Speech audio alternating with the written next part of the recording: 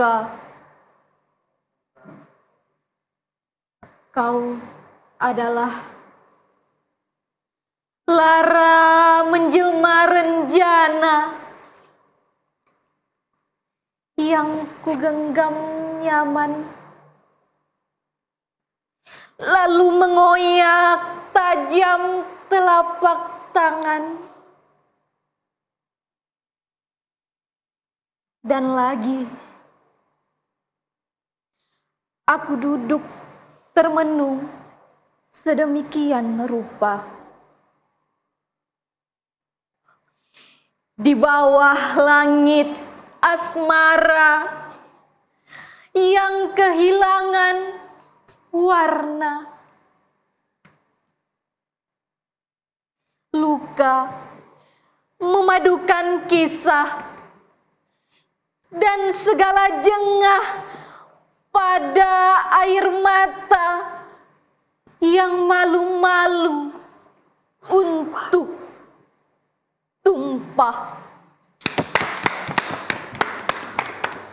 Waduh. Bagaimana setelah mendengar puisi dari Kak Rizka tadi, Mel? Merinding ya, Iya, Kak Ewa. merinding ya, Mel. Bagus sekali ya. Puisi yang dilantunkan dari Kak Rizka tadi Sangat-sangat merinding. menghayati. Menyentuh hati sih pastinya. Baik teman-teman, ini adalah Kak Rizka, mahasiswa Pendidikan Bahasa Indonesia FKIP Untan. Nah, Kak Rizka hari ini akan menjadi narasumber di Ayo Belajar Bahasa Indonesia, Korsa Bahasa dan Sastra. Pastinya bersama saya, Mila Lestari, dan rekan saya, Ewa Caprisa. kami akan menemani Anda. Dan pastinya dalam materi yang sangat luar biasa, yaitu tentang memahami puisi yang akan dijelaskan nantinya oleh narasumber kita. Langsung saja kepada Kak Rizka kami persilakan. Baik, terima kasih Kak Ewa dan juga Kak Meli yang telah mempersilahkan saya untuk menyampaikan materi pada hari ini teman-teman, yaitu memahami puisi. Nah, pada hari ini kita akan belajar memahami puisi, bagaimana itu kaidah kebahasaan puisi, unsur-unsur puisi, pengertian puisi, dan juga struktur dari puisi. Oke.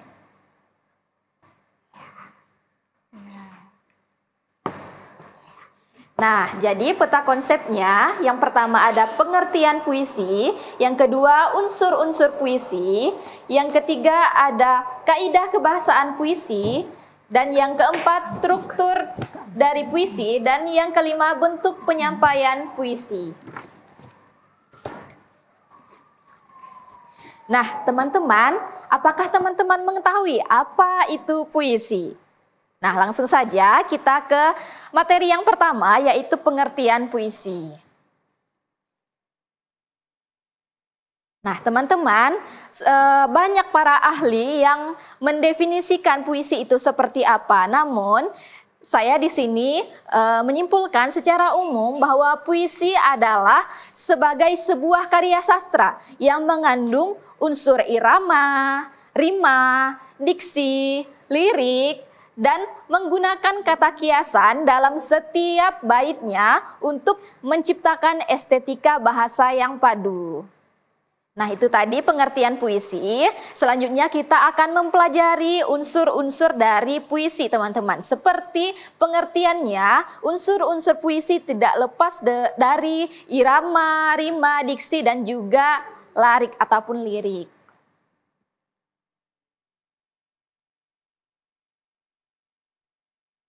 Nah, di sini teman-teman bisa lihat unsur-unsur puisi ada 6.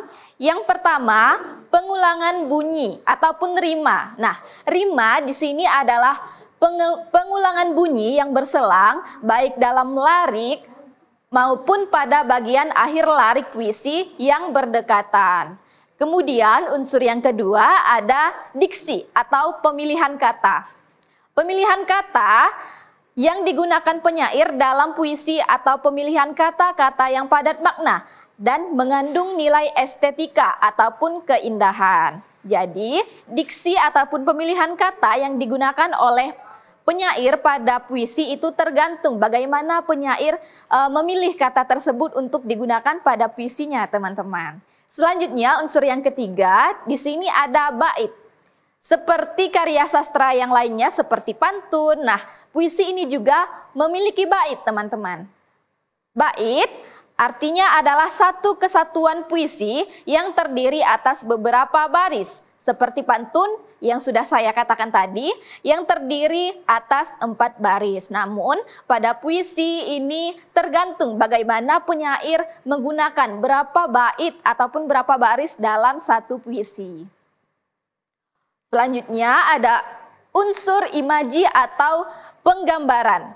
Nah, imaji atau penggambaran merupakan unsur yang melibatkan panca indera manusia, di mana dapat menggiring pembaca untuk membayangkan sebuah kejadian dalam puisi. Selanjutnya, unsur yang kelima ada larik. Larik adalah baris dalam puisi ataupun sajak. Unsur yang terakhir yaitu majas. Majas juga bisa disebut dengan gaya bahasa. Nah, majas adalah bahasa indah yang dipergunakan untuk meninggikan serta meningkatkan efek dengan cara membandingkan suatu benda atau hal tertentu dengan benda ataupun hal lain yang lebih umum. Selanjutnya, kita akan mempelajari kaidah kebahasaan puisi. Nah, teman-teman, kaidah kebahasaan puisi di sini ada 6. Yang pertama, pemadatan bahasa untuk membuat kata-kata dalam puisi seakan bernyawa sehingga mampu menyihir pembaca. Nah, di sini penyair menggunakan bahasa yang padat agar bisa membangkitkan atau membuat puisi ini seakan bernyawa yang mampu menyihir para pembaca pastinya. Yang kedua, pemilihan kata yang khas agar puisi lebih bermakna. Nah, faktor yang harus dipertimbangkan dalam memilih kata seperti makna kias, persamaan bunyi ataupun rima, dan juga lambang. Selanjutnya, kata konkret, yaitu keinginan penyair untuk menggambarkan sesuatu secara lebih berwujud atau konkret. Nah, konkret ini bisa juga kita artikan dengan secara nyata, lebih nyata. Nah, selanjutnya pengimajian. Nah, pengimajian ini dapat berupa kata ataupun rangkaian kata yang bisa memperjelas sesuatu yang ingin disampaikan penyair karena menggugah pembaca dan juga rasa imajinasi pembaca. Selanjutnya, kaidah irama ataupun ritme. Nah, irama atau ritme ini dalam puisi sering kita jumpai dalam bentuk pengulangan kata, frasa, bunyi, maupun kalimat. Yang selanjutnya adalah tata wajah atau nama lainnya adalah tipografi. Di sini penyair menganggap tata wajah sebagai unsur puisi yang paling penting. Selanjutnya kita akan mempelajari tentang struktur puisi. Nah, teman-teman, struktur puisi ini ada 2. Nah, apakah teman-teman tahu struktur dari puisi ini? Ya, betul sekali teman-teman. Struktur yang pertama yaitu struktur fisik. Yang kedua ada struktur batin. Nah, yang pertama kita belajar tentang struktur fisik dari puisi terlebih dahulu. Langsung saja. Oke, struktur fisik yang pertama dari sebuah puisi yaitu diksi. Diksi ataupun pilihan kata ini adalah digunakan agar memiliki kesan indah dan dapat menyampaikan maksud penyair. Diksi ini tergantung bagaimana penyair memilih kata untuk diungkapkannya dalam sebuah puisi, teman-teman. Selanjutnya, struktur yang kedua yaitu pencitraan ataupun susunan kata yang dapat menimbulkan khayalan atau imajinasi. Nah, pada hal ini, penyair ingin membuat pembaca seolah-olah merasa, mendengar, atau melihat sesuatu yang diungkapkan penyair. Nah, pencitraan ini teman-teman susunan kata yang nantinya agar dapat dirasakan oleh seorang pembaca. Bagaimana seorang pembaca ini bisa merasakan seolah apa yang dituliskan atau yang diungkapkan oleh penyair.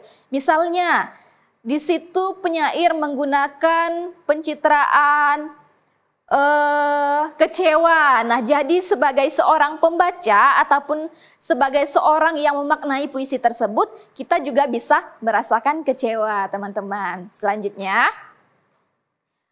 ada struktur majas.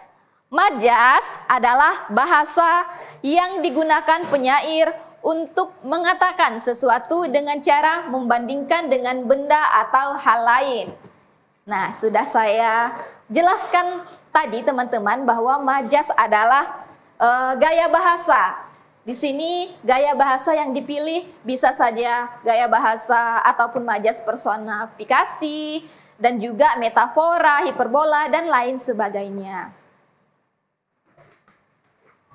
Wah, oke teman-teman, itu tadi ya materi mengenai memahami puisi. Tapi masih ada beberapa materi lagi yang pastinya untuk memahami puisi lebih lanjut. Tadi sudah dijelaskan mengenai pengertian puisi, ya, unsur-unsur puisi, kemudian ada struktur puisi, bagaimana puisi itu menggunakan rima, kemudian kata-kata diksinya, majasnya, dan lainnya lah ya Kak Ewa ya. Iya benar, oke. Oke teman-teman, habis ini kita akan melihat lebih lanjut mengenai memahami membaca puisi. Tapi kita akan jeda iklan berikut ini tetap di Ayo Belajar Bahasa Indonesia, Korsa Bahasa dan Sastra.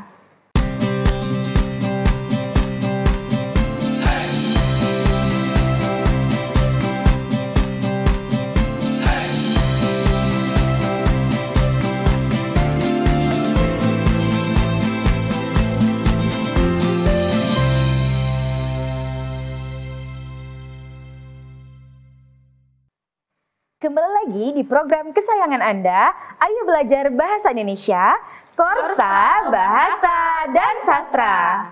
Nah teman-teman, tadi kan Kak Meli sudah menyinggung sedikit nih bahwa setelah iklan ini kita akan mendengarkan Kak Rizka melanjutkan kembali materinya tentang struktur fisik memahami puisi. Nah dengar-dengar juga nih Kak Meli, habis penyelesaian pembacaan materi ini Kak Rizka juga akan membawakan puisi. Seperti tadi yang kita dengar pertama tadi. Iya. Nah, dan tentunya itu akan penuh penghayatan. Oke, langsung saja ya teman-teman. Silakan Kak Rizka. Terima kasih Kak Meli dan juga Kak Ewa. Oke teman-teman, bisa kita lanjutkan struktur dari puisi. Nah, tadi kita telah membahas struktur fisik dari puisi. Nah, selanjutnya kita akan membahas struktur batin dari puisi. Nah, berbeda dengan struktur fisik, struktur batin ini menyangkut ataupun mengenai tentang bagaimana perasaan, bagaimana kita merasakan sebuah puisi yang kita bacakan ataupun yang kita maknai dari ciptaan sebuah ataupun seorang penyair, teman-teman. Nah, struktur batin ini juga memiliki 4 struktur. Yang pertama, tema. Nah, tema merupakan pokok atau subject matter yang digunakan oleh penyair. Kemudian, struktur yang kedua ada nada dan suasana. Nah, nada dalam puisi ini disesuaikan dengan isi yang hendak disampaikan, baik itu berupa nasihat, kritik, saran, komentar, ataupun sindiran, dan juga ungkapan perasaan atau hanya berupa cerita. Nah, sementara itu suasana adalah keadaan jiwa pembaca setelah membaca puisi tersebut atau psikologis yang ditimbulkan terhadap pembaca. Jadi, nada dan suasana ini sangat berkaitan, saling berkaitan ya teman-teman.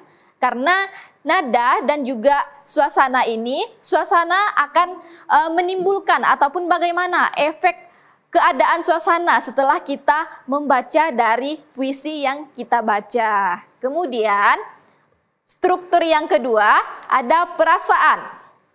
Perasaan di sini penyair menciptakan puisi dengan diekspresikan atau dihayati oleh pembaca. Kemudian struktur batin yang terakhir ada amanat ataupun pesan. Jadi amanat dalam sebuah puisi dapat ditelaah jika kita sebagai pembaca telah memahami bagaimana tema, rasa, nada, dan suasana pada puisi tersebut. Amanat atau pesan yang disampaikan ini dapat ditangkap oleh pembaca atau pendengar puisi. Jadi amanat ini bisa tersirat dan juga tersurat, teman-teman. Nah, amanat tersirat di balik kata-kata yang disusun dan berada di balik tema yang digunakan. Jadi, amanat ataupun pesan yang tersirat ini bagaimana pandai-pandai kita sebagai seorang pembaca ataupun sebagai seorang pendengar untuk menangkap makna ataupun pesan yang disampaikan oleh seorang penyair. Kemudian, materi yang terakhir, bentuk penyampaian puisi. Nah, teman-teman tahu bagaimana bentuk penyampaian puisi? Nah, seringkali kita mendengar bentuk penyampaian puisi ini hanya sekedar membaca puisi. Nah, padahal bentuk penyampaian puisi itu ada 3, teman-teman. Yang pertama membacakan sebuah puisi, yang kedua ada deklamasi puisi, dan yang ketiga ada pementasan puisi. Nah, langsung saja kita ke materi selanjutnya. Nah, bentuk penyampaian yang pertama yaitu membaca puisi. Nah, seperti namanya, membaca puisi ini berarti menyampaikan puisi dengan bahasa lisan ataupun melalui ucapan. Nah, saat membacakan puisi, teks puisi ini bisa dibawakan, bisa dibaca di atas pentas. Nah, sedangkan deklamasi puisi adalah menyampaikan puisi secara lisan atau penyampaian yang dilakukan penuh penghayatan dan juga luapan kejiwaan, bisa disertai dengan gerakan tangan ataupun kaki.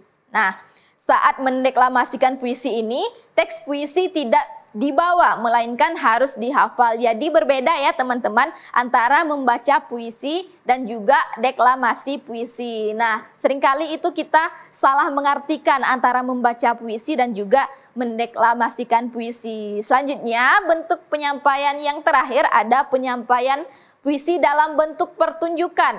Nah, bentuk pertunjukan ini dibagi lagi menjadi 2, teman-teman. Yang pertama yaitu musikalisasi puisi dan yang kedua ada dramatisasi puisi. Nah, pada musikalisasi puisi, puisi ini diubah menjadi sebuah lagu. Jadi antara nada dan juga lirik ataupun rima dari puisi ini disesuaikan lagi dengan lagu yang akan kita gunakan. Jadi antara nada dan juga isi dari puisi tersebut bisa kita sesuaikan dan juga bisa kita selaraskan, teman-teman. Nah, sementara dramatisasi puisi ini dilakukan dengan memperagakan atau memerankan tokoh sesuai peristiwa yang ada di dalam puisi itu sendiri. Nah, dramatisasi puisi ini bisa dilakukan secara individu ataupun secara berkelompok, teman-teman. Nah, bisa juga dramatisasi puisi ini dapat dikatakan juga bisa kita bayangkan seperti dramatisasi sebuah drama, pementasan sebuah drama. Nah, begitu juga dengan puisi, teman-teman. Bedanya kalau puisi ini kita menggunakan kata-kata yang puitis dan juga lirik ataupun kata-kata, diksi, rima dan sebagainya itu berbeda dengan pementasan drama.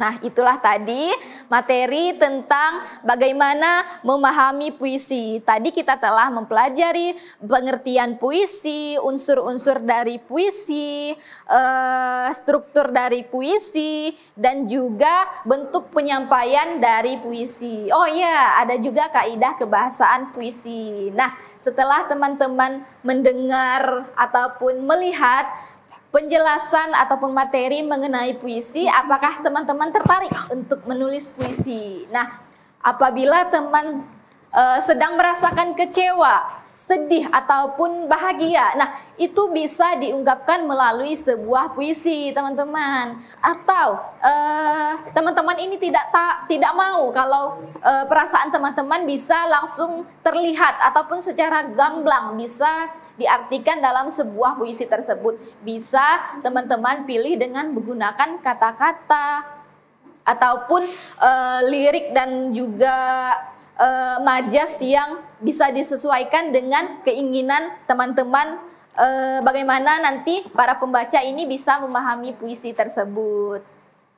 Nah, itu tadi penjelasan mengenai memahami puisi, teman-teman.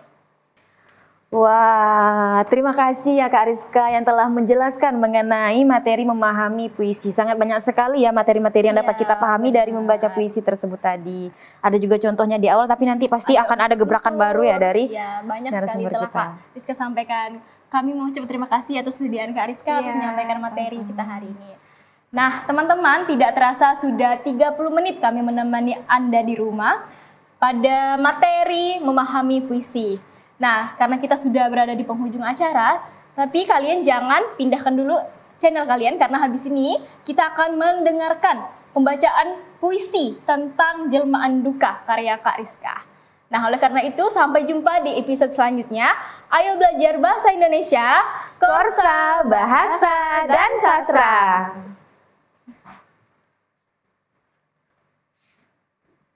Jelmaan duka. Kau adalah lara menjelma renjana yang kugenggam nyaman, lalu mengoyak tajam telapak tangan, dan lagi aku duduk sedemikian rupa di bawah langit asmara yang kehilangan warna. Luka memadukan kisah dan segala jengah pada air mata yang malu-malu untuk tumpah.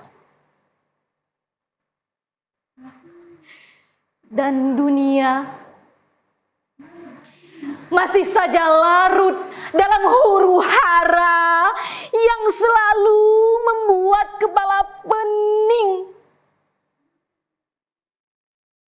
Aku benar-benar lelah meyakinkan rasa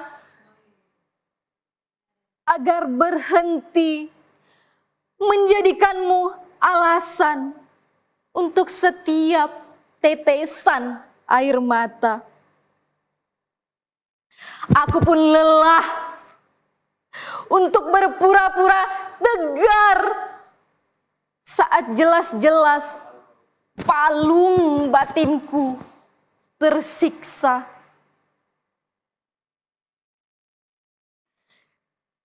Kau adalah kasih awalnya, namun adalah kisah akhirnya. Telah kupenuhi hari-hariku dengan setumpuk rasa percaya, menyambut setiap untayan kata tanpa pernah sedikit pun menaruh curiga. Kubunuh logika, kudepankan rasa, kutaruh asa di ujung lidahmu yang menjuntaikan ribuan kata-kata cinta. Keindahanmu memancarkan cahaya yang membias pada rongga-rongga sepi yang kurasa.